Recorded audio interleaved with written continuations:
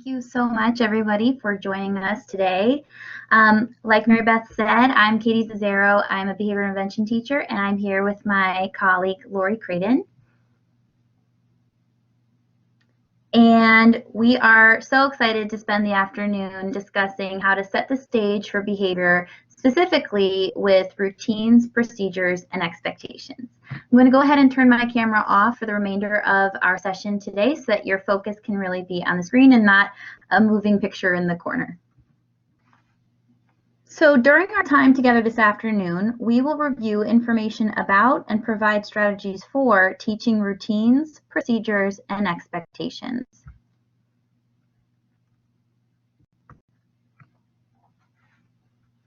By the end of our time together, you will be able to draw the connection between executive function skills, routines, procedures, and expectations, and you'll be able to apply that information to build your child's skills on those following routines and meeting those expectations that you have set for your own household.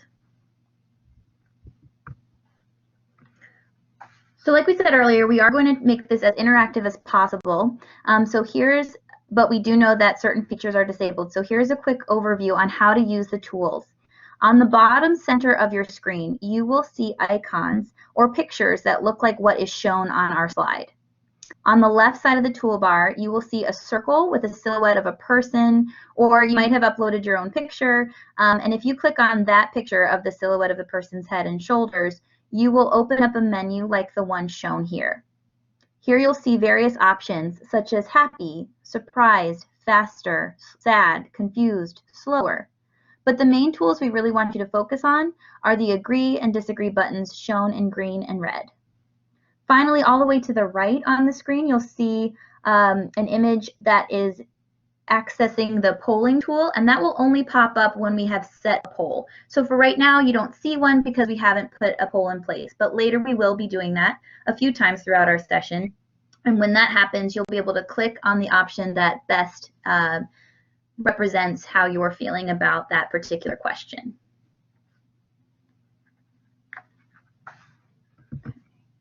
Okay, so now that we've reviewed some of our tools, we are going to go ahead and use that polling feature and those voting buttons for our opening activity.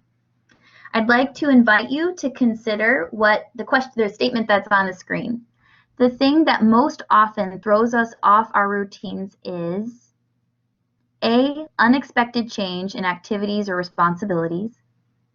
B, someone being under the weather. C, one or more people having a bad night of sleep. Or D, arguments or a conflict at home. So just take a moment and think about what rings true for your household. And then, as you can see on the screen, you can select the option that best fits.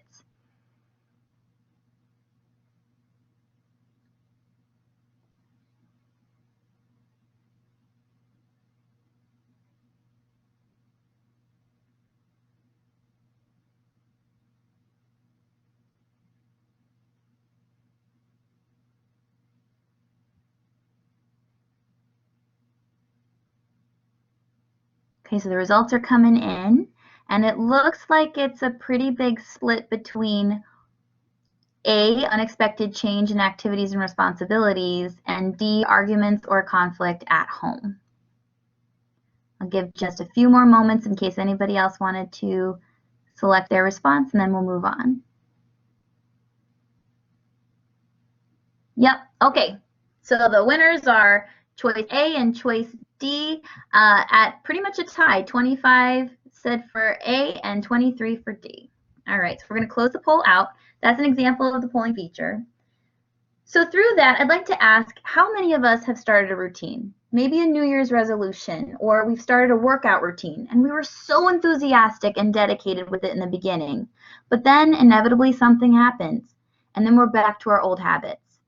Maybe we joined a gym and we started going consistently every week. But then we encountered an obstacle of some sort. Let's call it life.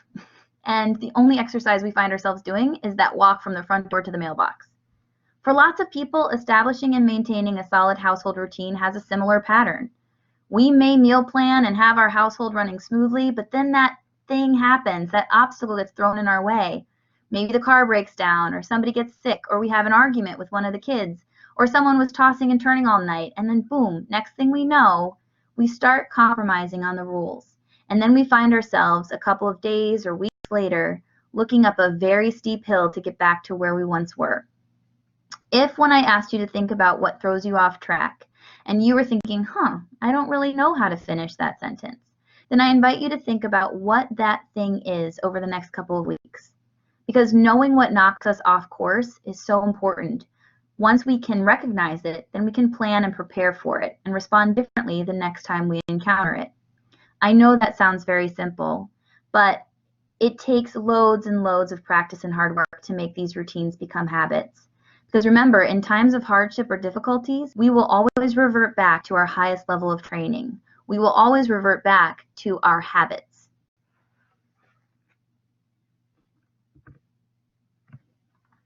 So let's take a step back for a moment and recall those 6 executive function skills. We have metacognition, working memory, goal-directed persistence, goal-directed attention and focus, self-control, and cognitive flexibility, or an ability to shift in one's thinking. The Parent Resource Center offered a training on some of these areas back in May. If you were not able to attend that training, we do encourage you to look back on the PRC YouTube page and view that training to gain a foundation for today's information.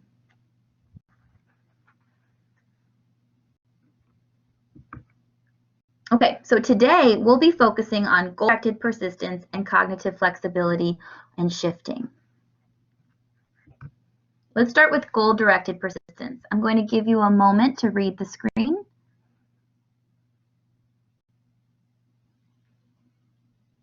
So it's a hefty skill that's actually comprised of 4 sub-skills that need to be worked on individually. Within the overall area of goal-directed persistence, we have the sub-skills of goal setting, planning and strategizing, time management, and task initiation. When thinking about routines, procedures, and meeting expectations, these goal-directed persistence sub-skills are necessary prerequisites. So if you have a family member in your household who seems to have difficulty with goal-directed persistence, it may be that they have an area of need with one of those or multiple sub-skills that we just went over. So again, that would be goal setting, planning and strategizing, managing their time, and initiating tasks. Then we have cognitive flexibility, or that ability to shift.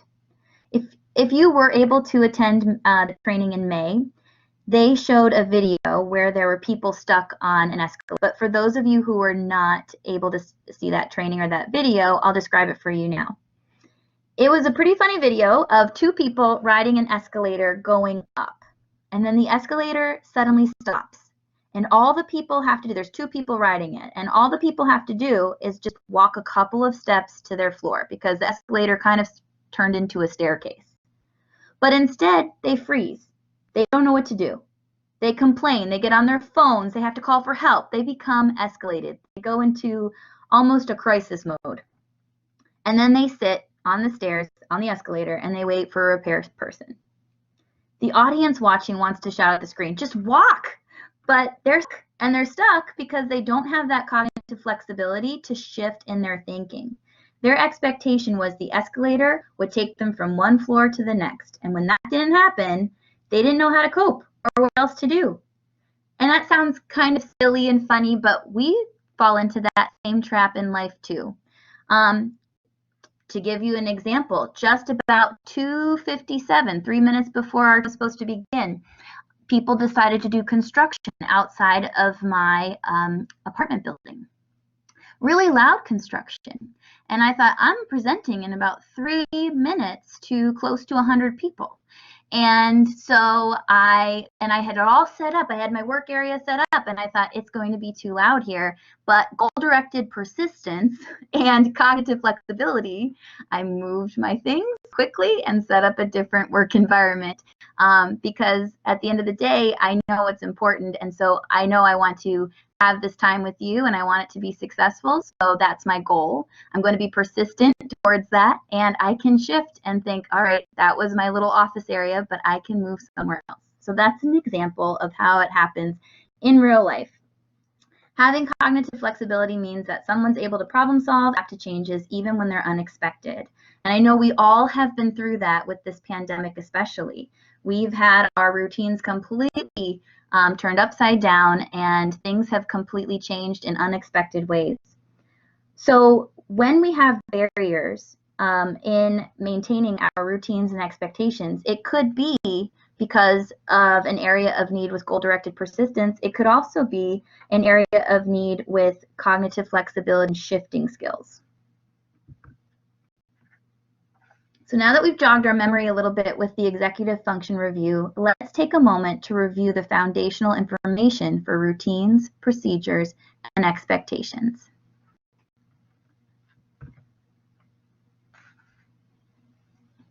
So routines are your bigger picture to-dos. You probably have many routines in your household that you may not even know already exist.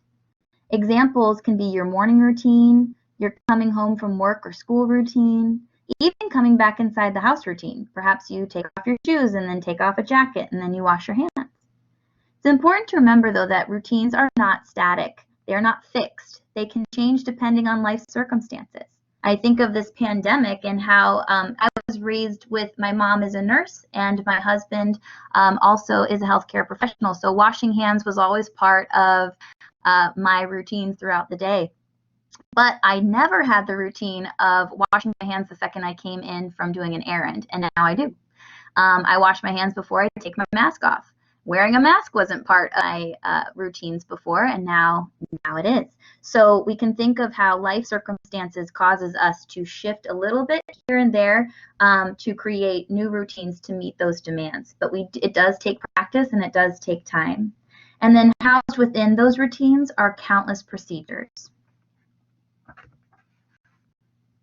So if routines are what needs to be done, procedures are how you want something done.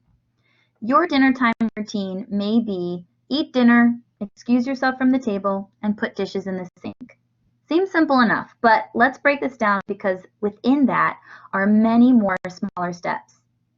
For some people, these pictures would be exactly what they're looking for. If you told someone to put the dishes in the sink and they did what is pictured on the left, you may feel satisfied.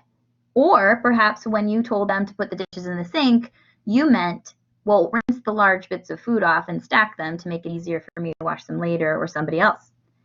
Maybe when you say make the bed, you want it just the way it is in the picture on the right. Or perhaps you would have preferred that that person smooth out the wrinkles on that blanket and prop up that throw pillow against the bigger pillows in the back. Our preferences are typically products of our own learning histories and the procedures we have been taught. There's no one right or wrong way to do it, but it's important for you to figure out what works best for your family and then to clearly communicate that. So expectations are what you think the other members of your household should do in order to complete those strong routines and procedures successfully. And when we have those routines and procedures in place, it helps set those expectations for your children because it lets them know what they should be doing and exactly how they should be doing it. So whether you want to refer to them as expectations or rules, they're one and the same. So for example, your expectation may be that the people in your household only speak at a conversational level and don't yell. Another expectation might be that you want your children to let an adult in the household know if they're leaving the house, even to go play in the yard, because you need to know where they're going, and that would be an expectation. So why are they important? I'm going to let you read the screen just a moment to yourself, and then we'll continue our discussion.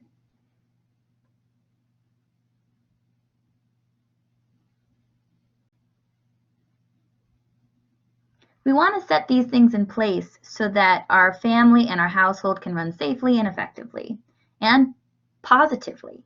As I'm talking, you may be saying to yourself, my children should just be doing this by now, or why can't they just be independent?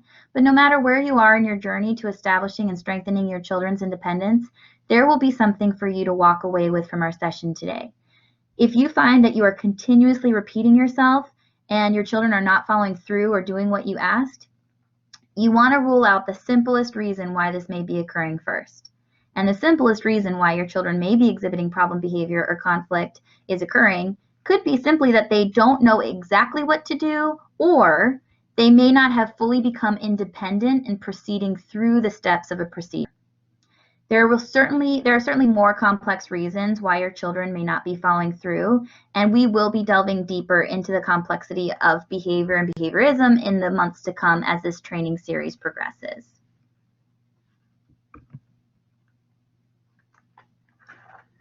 So just to illustrate an important point of being explicit about our routines and procedures and expectations, we have the great toilet paper debate. I would like you to consider that the reasons why explicit routines, procedures, and expectations are important are so that people in our household can be successful in completing them. We cannot assume that others in our household really know the routines, procedures, and expectations that we have set. We need to make sure that they are communicated clearly. So in just a moment, we're going to put a poll up for you to answer. Which team are you on? Are you team over or team under?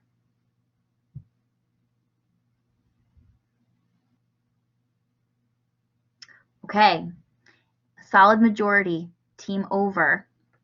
And that was similar to this morning as well. So funny background story. One of our colleagues shared with us that she and her husband have had a long-standing debate regarding the placement of a roll of toilet paper in the bathroom. She is 100% team over, and her husband, was fully committed to team under. It turns out that this particular issue annoyed and confused our colleague for years, until one day she asked her husband, "Do you put the toilet paper on wrong on purpose?" And it turns out he had absolutely no idea what she was talking about.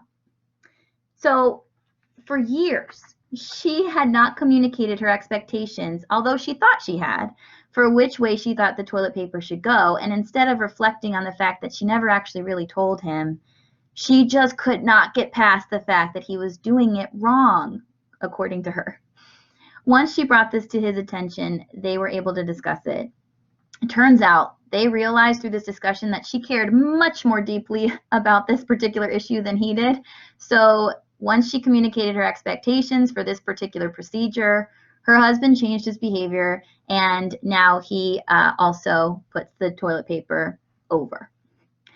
So to speak to you all who might be sitting here and saying to yourself, well, I have shown and told my children exactly what I want them to do, and they still are having trouble doing it. Remember, behavior is not a simple or quick answer. It's going to take peeling back all those layers to really understand what is going on. But the good news is that's why we're here. That's why Behavior Intervention Services is partnering with the Parent Resource Center to do this training series. This is not a single conversation that will end today. Rather, it's the beginning of a long conversation, and it will build upon itself month to month.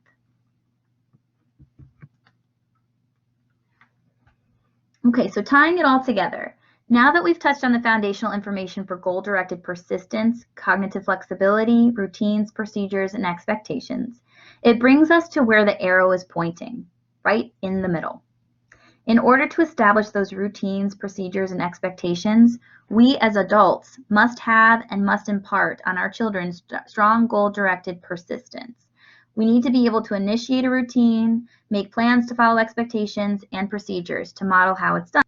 That being said, we know all too well that life happens, and maintaining that equilibrium at all times isn't always possible.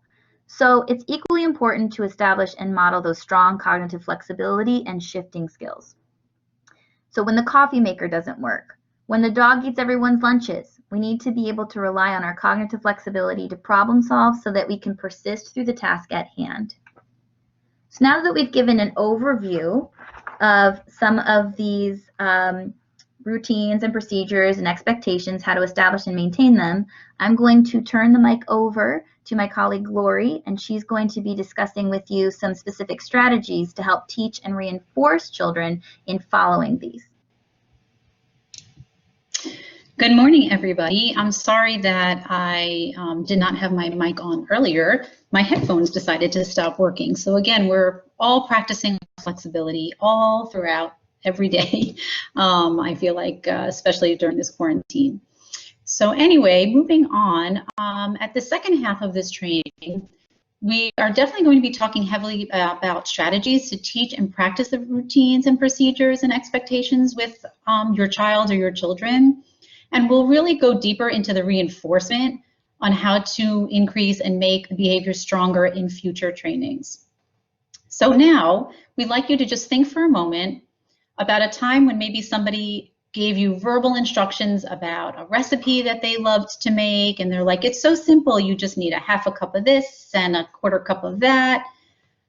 Using your agree and disagree buttons that can be found above that picture of the outline of the person, that's the red and the green buttons, just indicate whether or not you would agree or disagree that it would be super easy for you then to just go home, remember what they said, and start baking that cake or those cookies.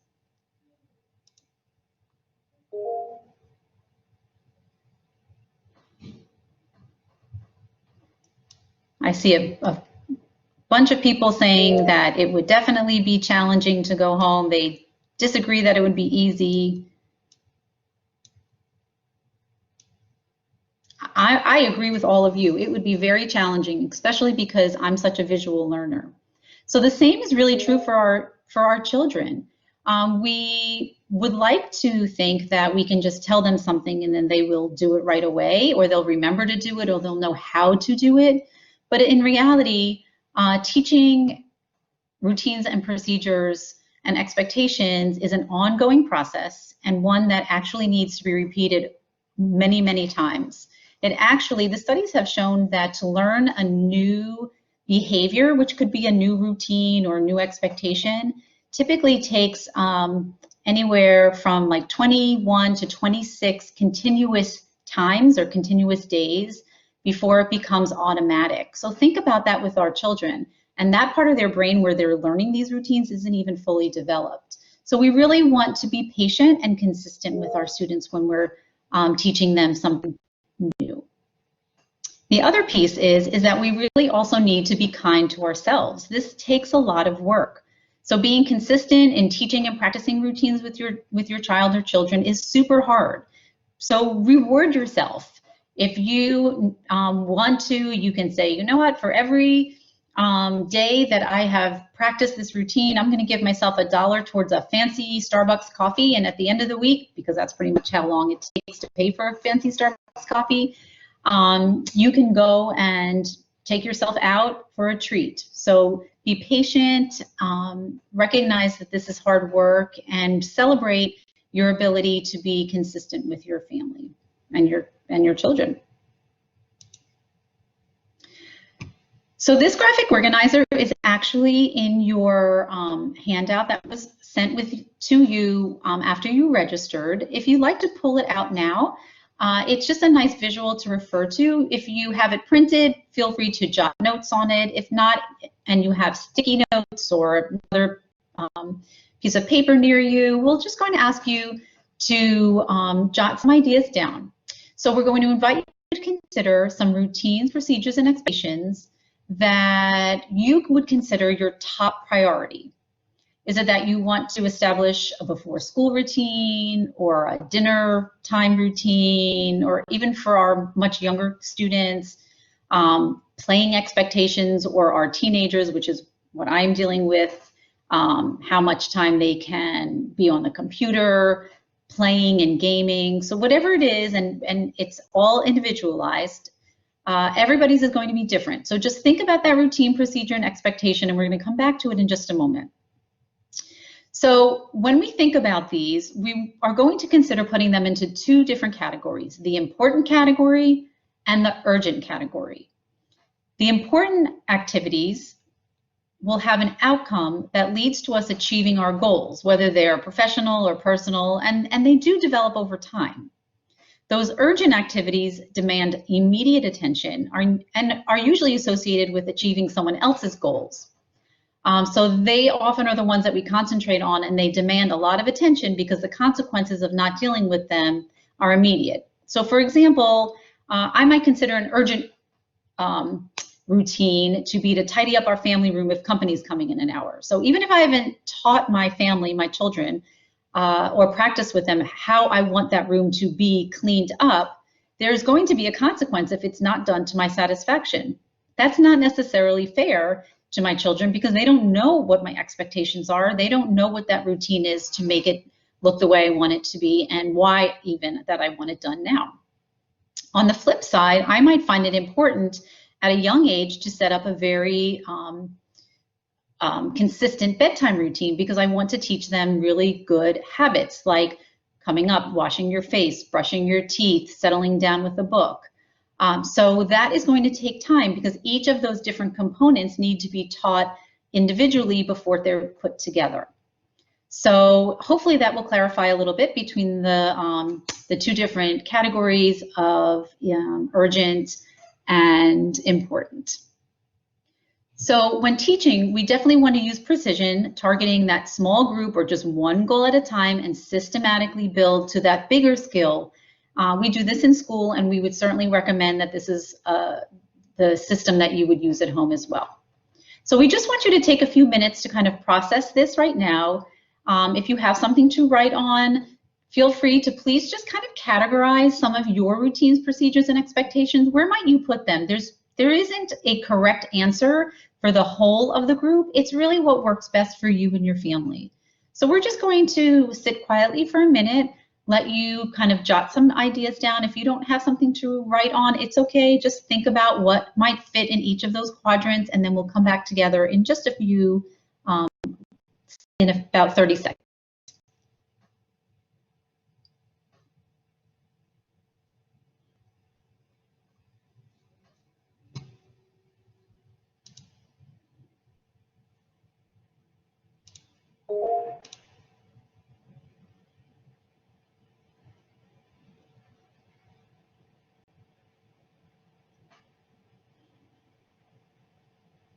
All right, so we're going to come back together, and just so you know where this came from, this concept, in a 1954 speech to the Second Assembly of the World Council of Churches, former U.S. President Dwight D. Eisenhower, who was quoting Dr. J. Roscoe Miller, who was the president of Northwestern University, shared that he said, "I have two kinds of problems, the urgent and the important. The urgent are not important, and the important are never urgent." And so this has become the Eisenhower principle, and it is said that this is how he organized his workload and priorities, and we thought it would be a nice, again, graphic organizer to share with you. So how do we end up teaching these strategies to our students and our children? So there's three kind of pillars that we want to use and follow to help make our children successful in following our routines and procedures and expectations. The first is that we definitely want to make it fun. The second is we need to keep it simple. And the third is we definitely want to be as consistent as possible.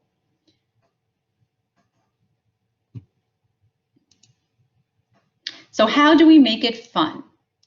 There are a lot of ways that we are going to make it fun, and you probably have some experiences in the past about ways that you were like, wow, my kids actually followed what I needed them to do. How did that work? What was the miracle? And I would be surprised if the answer wasn't something along the lines of, wow, that was a fun time that we either had together, or the two children together made it fun because they made it into a game, or something along those lines.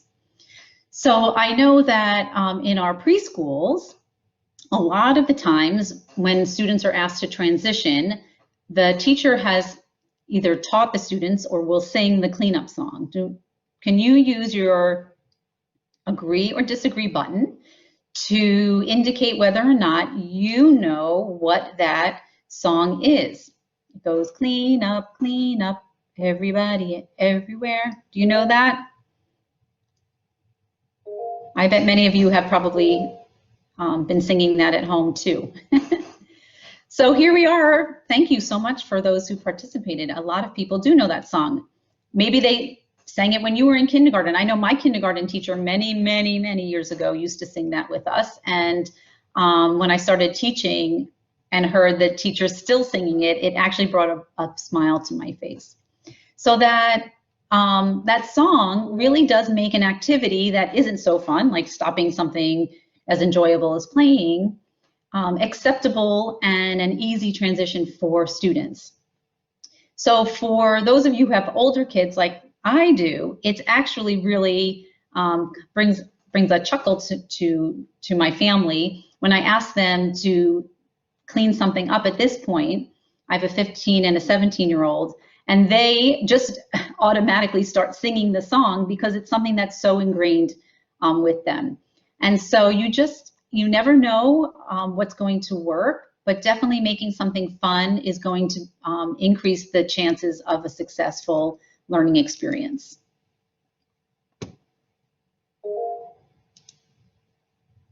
So some of there are the other ways that we can make learning fun, other than singing songs, because you don't have to be a rising Broadway star in order to get your children to do what they need to do, could be some of the activities that are visually displayed on this slide. So you could use a chart when your children get to check off what they've done or what they're going to be doing over the course of a week or every day after school. You could do a mystery jar where you have them select, let's say, a popsicle stick or a folded up card that indicates what their next activity is, or you can even use an online spinner. Some of our students do like a little competition. They can have a race against themselves or track their progress. And the making signs for either family rules or steps to complete an activity, get some really nice buy-in from our students if they're part of that progress or part of that process, and you do it together.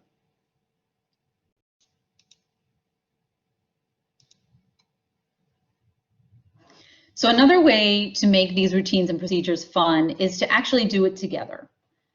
This can definitely make the activity or chore longer because it becomes a teachable moment, or you might actually engage in a conversation with a child that maybe you didn't expect, but now you're treasuring that time. So just make sure when you are planning on doing something together that you also plan your time wisely. So this is the perfect opportunity for you to swoop in and model for your children how to do something. And again, that bonding time is just so special. So for example, in our family, especially during quarantine, we have been able to revisit dinner time together as a family. This is something that we really consistently were not able to do for a while just because of everybody's crazy schedules. So now that we're able to do this, my husband and I recognize that our children really didn't know or remember some basic routines. So for example, they could not remember how to set the table properly, which side the utensils belonged on, and how to properly load the dishes in the dishwasher so that they all lined up and that the space is used efficiently. So what we did is we would use some fun napkins and make this not so tedious. And then when they helped with the dishes, we would then make sure we did some sort of fun activity afterwards as a family, whether we watched a movie, went for a walk, played a game, or something enjoyable. So if there are multiple kids in your household, you could allow some peer modeling happen where an older or a younger sibling helps the other student or child. Just make sure that you just gauge how sensitive your children are to each other and that it doesn't become a competition, but they should both really be praised for their efforts afterwards so that one doesn't get upset with the other or get upset with you.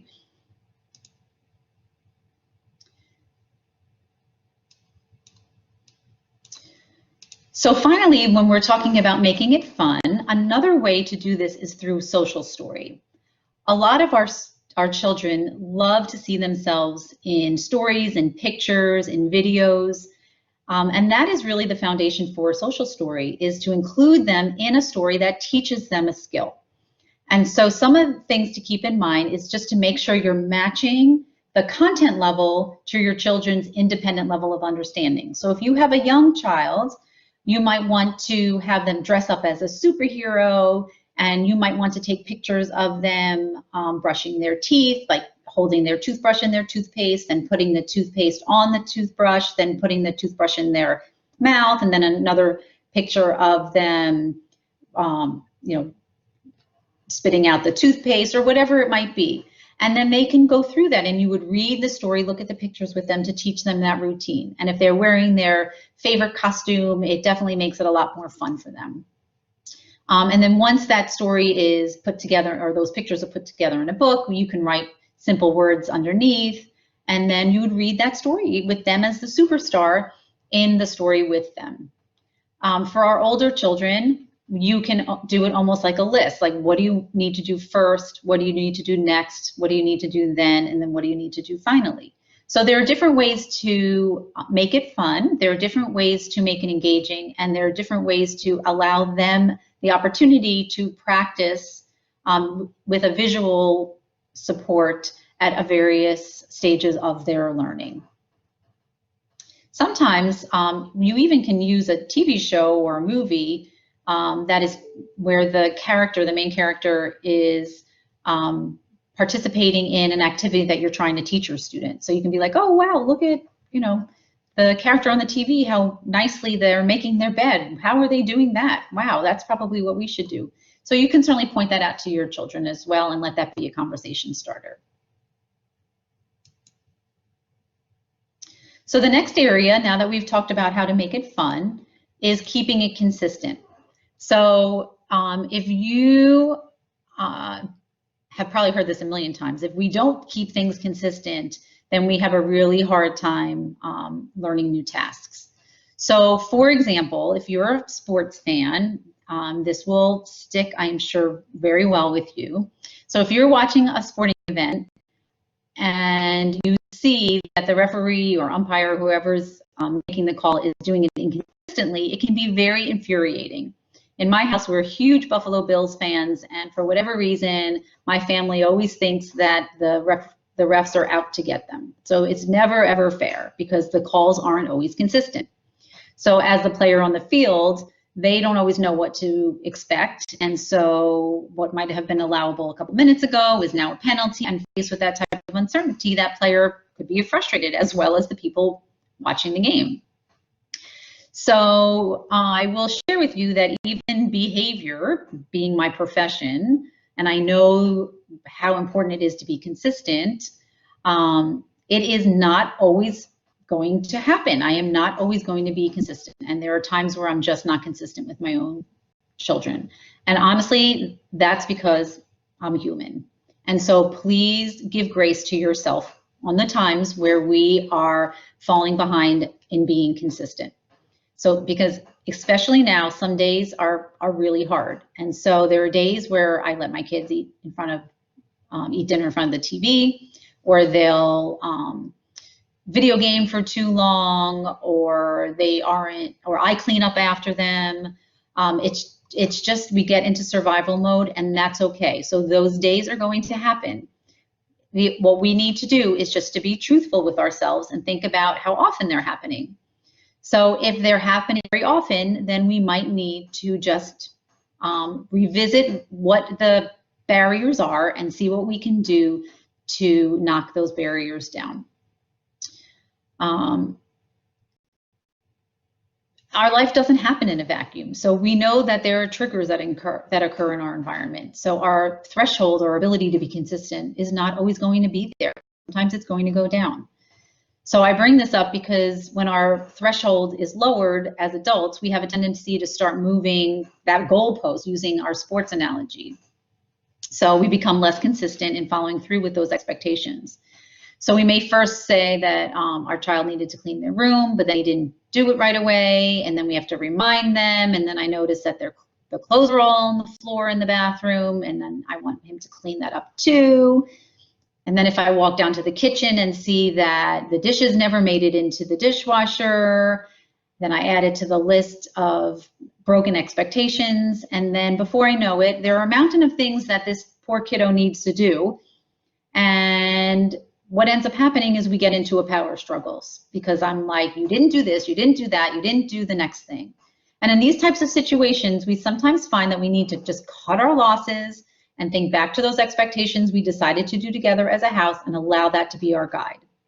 So in our home, when I realized that it's time to kind of cut our losses, we decided to put a system in place. So we give grace to each other during these times, and we will actually call a do-over. And when someone says it's time for a do-over, that is our signal to each other that we're going to let whatever it was that didn't happen right the first time or the second time or the third time in the recent past, that we're just going to let it go and we're going to start over with a new plan.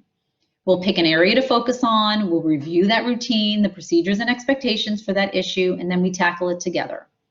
And sometimes it's just a matter of even starting with a priority list, which will allow us to make that mountain of what has to get done look like more like a series of smaller hills, which is a lot less intimidating.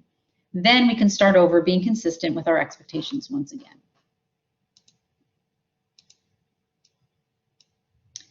So continuing with being consistent, we want to model our expectations for our children. If one of my rules at home is that we're going to listen when others are speaking to us, we need to model that. I have shared in a previous training last year, and I've done it again, that I get called out by this from my daughter often because we're busy and we want to get things done, and we're just not always, or I'm not always such a great role model. So she was talking to me recently again about her day when we were in the kitchen together, and instead of looking at her, I was doing the dishes and cleaning up and kind of just packing up all of the leftover dinner. And in the middle of her story, she stopped and said, "Why are you not listening to me, Mom?" And of course I got defensive and responded to her that I was listening. And then she stated that by having my back to her and not looking in her direction was not showing her that I was actively listening to her. And although I was very proud of her for using such specific language, I also felt horrible because she was right.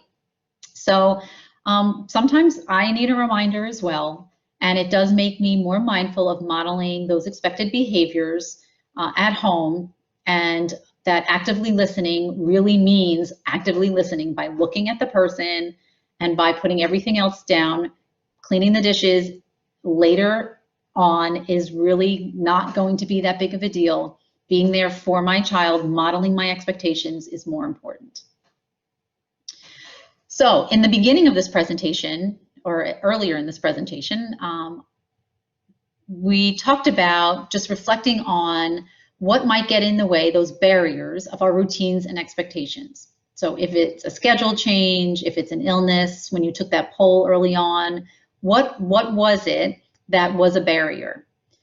Because now what we want to talk about is that it's important to make a plan for those barriers, for those challenges. And then if we can communicate those plans to our children, it will allow for future opportunities where barriers occur for them to be able to problem solve through those.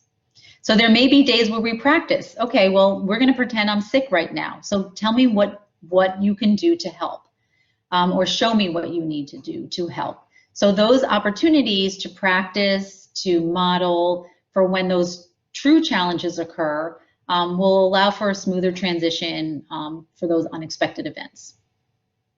And as your children grow up, the expectations change. So as the expectations change, we want to openly communicate those with our children so that they feel part of the conversation. And then there's that ownership that occurs between your children and what those expectations are and your clear communication.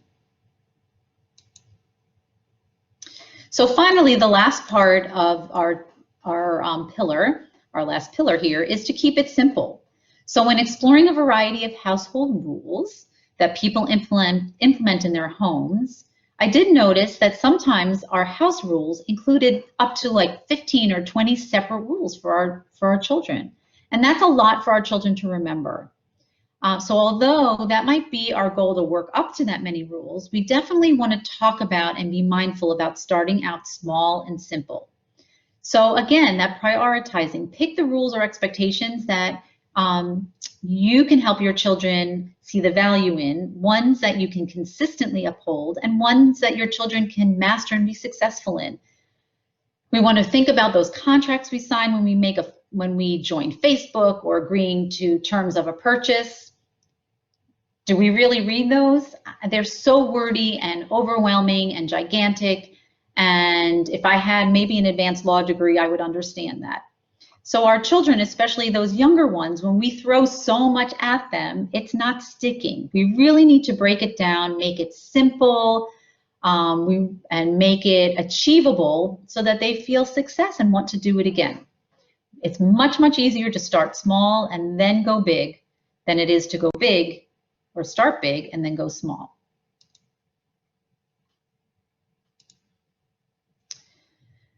So our take-home message. So regardless of what strategy or method you use to teach, to practice, and to reinforce your completing of your routines, we want to make sure that you keep teach, practice, reinforce in mind. So consistently teach, practice, and reinforce in small, achievable steps.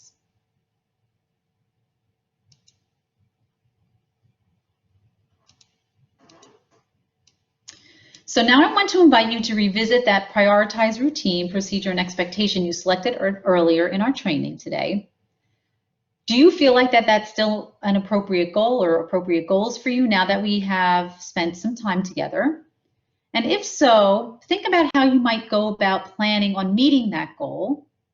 And if you think that goal is too lofty at this point, what might your new goal be? What might be that smaller, more achievable goal to work on your child or children with as part of your routine, procedures, and expectations?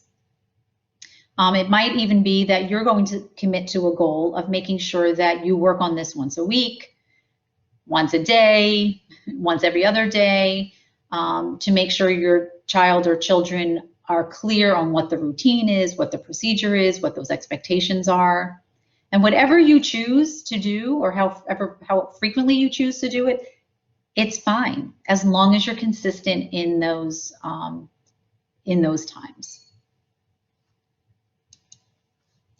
So we are now coming to the end of our time together, and we want to open up the chat box for some questions. We want to also thank you for coming with us, and we hope that we were able to get some clarity and some strategies to you for creating and establishing routines, procedures, and expectations in your home. If you don't have any questions, we really do wish you a lovely evening and a restful rest of the week. Hopefully you'll enjoy some of this beautiful weather that we're having. And if we don't get to your question today, please feel free to either reach out to your child's teacher or your children's teachers for additional support, or to the Parent Resource Center. They are an amazing resource, and they can provide you with additional materials or other resources to support you in this area. So the chat box is open, and we would love to get your questions for Lori and Katie. So we'll give you a little bit of time to maybe formulate some of those, and then we would love to see what you have to say.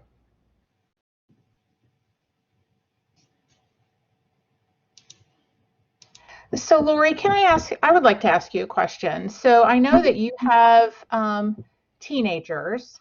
Mm-hmm. And, I know we had some questions this morning around teenagers. How can some of these activities kind of really apply to teenagers? I know you were talking about the car, and so if you could share maybe some of those things, that would be great.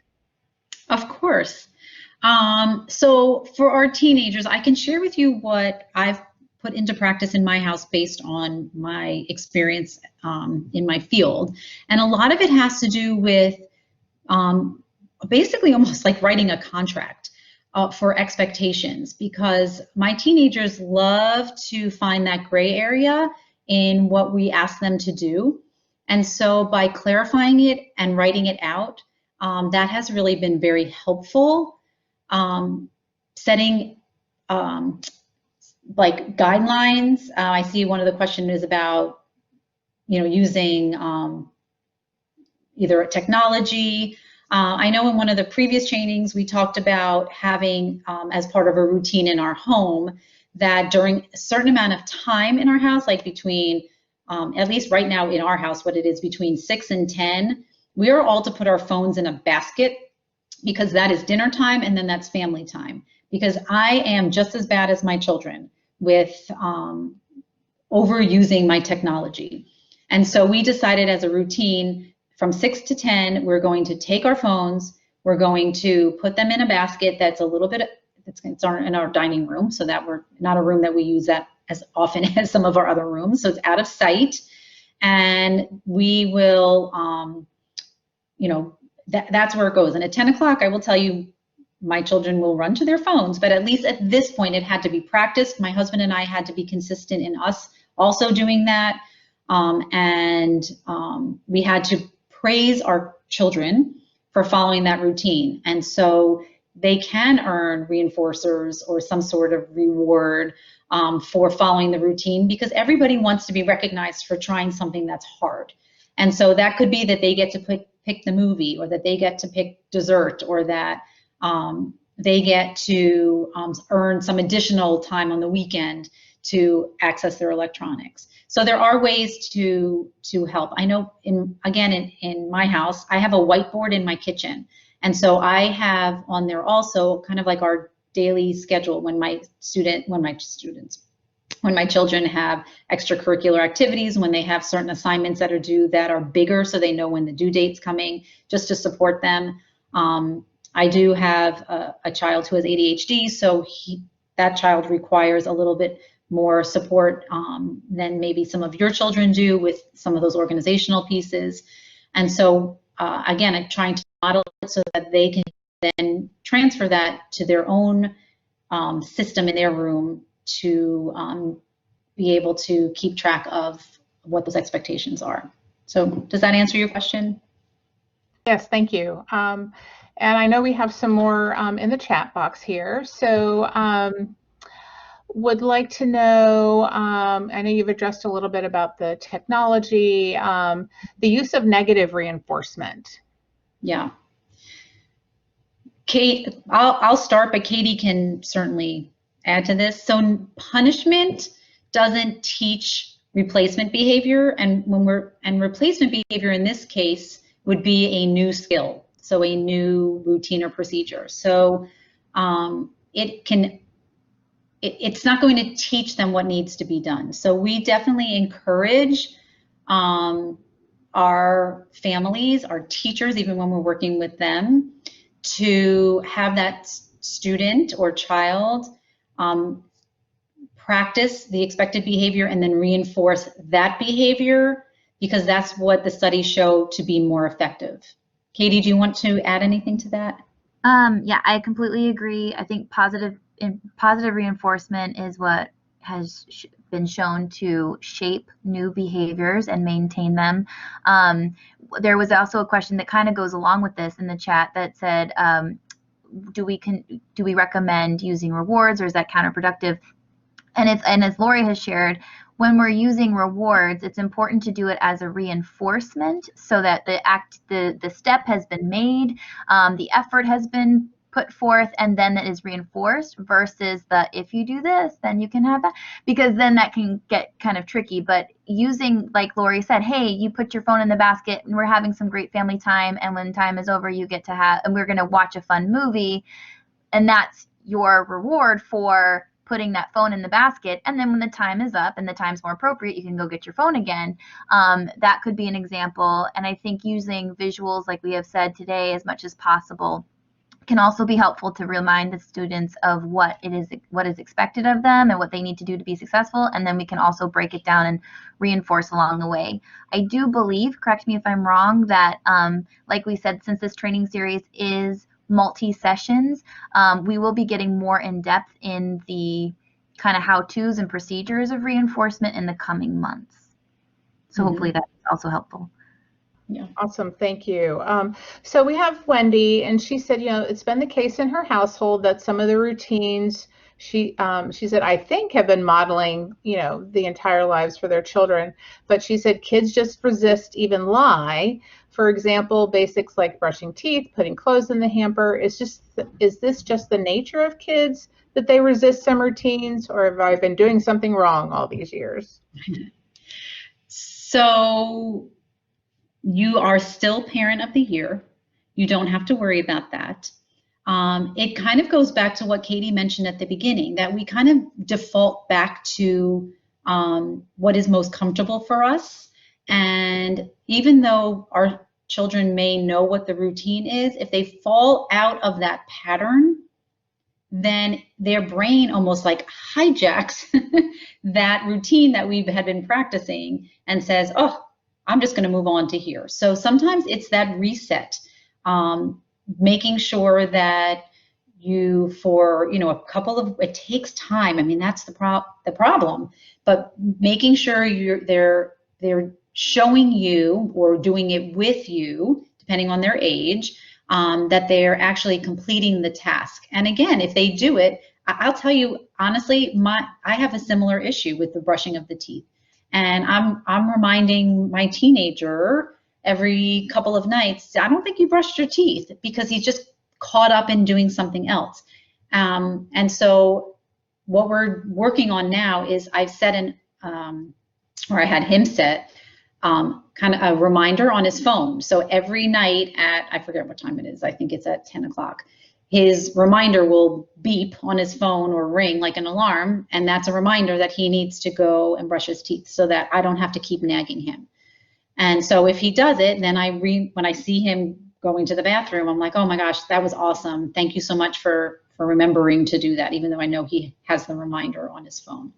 So it is time consuming. We have to reset every once in a while. We have to practice. We have to reinforce, which we'll talk about at a future training. And we're going to have some setbacks, and then we're going to have some celebrations too. Great, thank you. So we have a question about a 5-year-old. How would you set an expectation on not whining? The parent has said, we're trying to not to give consequences, but give rewards for good behavior. Good. So I guess the first question would be, what is that whining needing? And can we teach that child to meet that need in another way? And then that can become the routine. So and then we would teach them, wow, you're hungry. You're telling me with your big boy or big girl voice that you're hungry. That's awesome. I'm so proud of you. Let's go get some food. So, Katie, what do you think? Yeah, I completely agree. I think the biggest thing is trying to figure out what the whining is trying to accomplish, what your child is seeking to accomplish with the whining. Is it attention seeking? Is it trying to get out of something or escape something? And then you can teach them a different way to get that. So if it's attention seeking, for example, then they don't really get to have a lot of that direct, immediate attention and access to whatever it is that they're looking for when they're whining. But as soon as they're using the appropriate voice, oh my gosh, all the attention and the reinforcement and the praise and the acknowledgement. And so that they understand that, oh, my need is still going to be met, but I have to learn a different routine to meet it, because there's a different expectation for how I'm using my voice. That's great, thank you. What about an I don't care attitude? How do you handle that? Well, I guess it kind of goes back to a similar function. Like that is still a form of communication, of behavior. So what is it that why are they saying that? Is it because they're just a teenager and they don't want to be bothered? Is it that they don't really necessarily understand exactly what it is that they're supposed to do, or the why? A lot of our kids, especially because it's developmentally appropriate, they want to know the why as they get older behind the request. It doesn't always have to make sense to them, like they don't have to agree with the why, but they just want to have a kind of they want to know the purpose or the reason behind the request that we're making. So sometimes that helps. And honestly, sometimes when they actually do it, by praising them, even when they're teenagers, oh my gosh, I'm so glad that you helped with that. I know that that wasn't what you want to do, but it really made a big difference today. Those tiny, small praises, especially when they're unexpected, can go a long way. Doesn't mean that it will happen the way you want it to the second time, but it does increase the chance that it's going to happen a second time, more so than engaging in a power struggle with your child.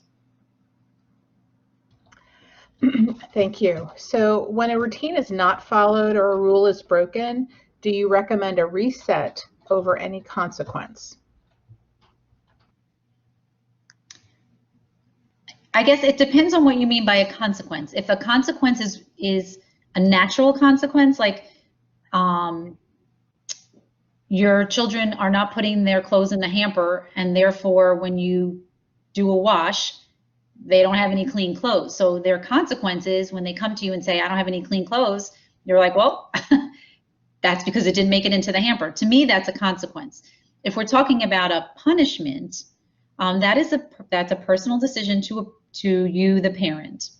What we have shared is that the research shows if you want to actually change that behavior, then a reset and a modeling and a practicing of the expected routine procedure or expectation is going to, that's the teachable moment. That's what's going to encourage it to happen again.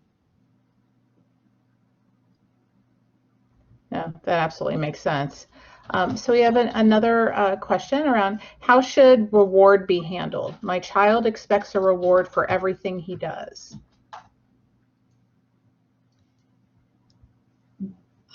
You can make it spontaneous. You can let them know.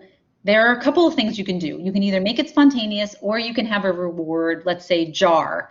And in there are some tokens or folded pieces of paper, and some of them say, great job, and then that's it. And others say, you get to pick dessert tonight, or so that it becomes kind of the picking of the reinforcer or picking of the paper is kind of the reinforcer, and then it is a lottery as to whether or not they actually get something else in addition to that.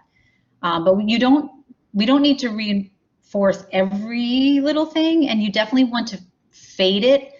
We'll talk more about that, I think, in that future training that we referenced when we talk about the reinforcers.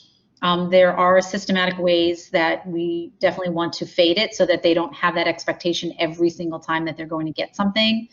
And so I would definitely encourage you to reach out to the PRC and sign up for the next training to see if we can dive a little deeper into that and provide some additional support.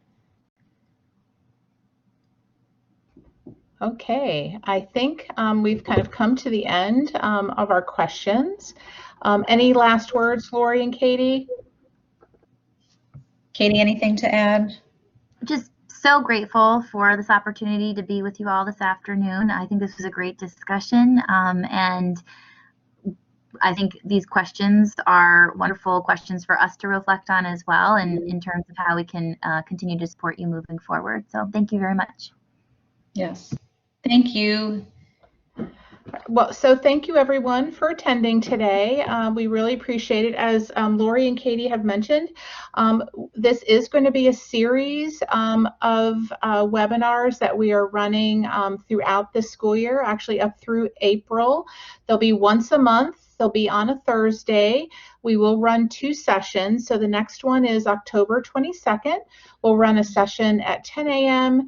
and we'll run a session, actually we're going to start those sessions at 6:30. So we want to be able to help some of those families who maybe cannot get to it during the day.